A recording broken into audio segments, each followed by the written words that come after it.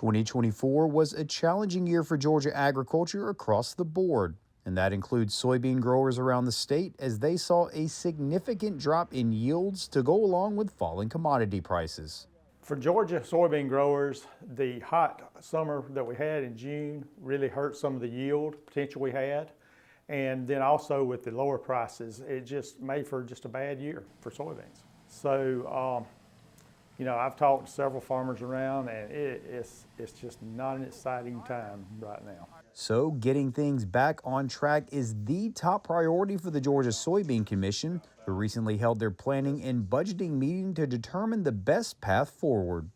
We get together with the committee members because we have submissions of research products, and we have to approve those every year. We have to go through them, and evaluate to see which one's the best, and then make a decision on what we want to approve with the budgeted money that we have.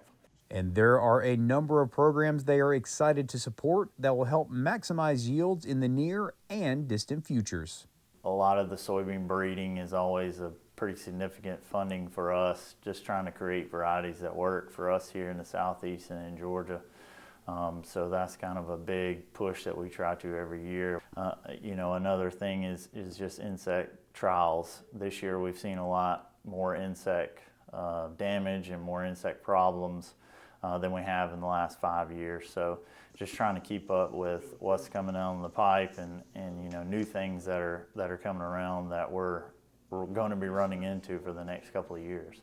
Looking at 2025, the increase in global production, specifically in Brazil and Argentina, has resulted in greater supplies. That means the industry must now find creative ways to market their product. As a Georgia soybean farmer and a U.S. soybean farmer, I think our biggest thing is competition right now, trying to find newer export markets to be able to push some of these newer products that we have, high oleic soybean meal, with aviation fuel coming into effect with soybean oil and biodiesel. While Georgia might not be one of the larger production states, it is still important growers around Georgia voice their issues and concerns on the national level.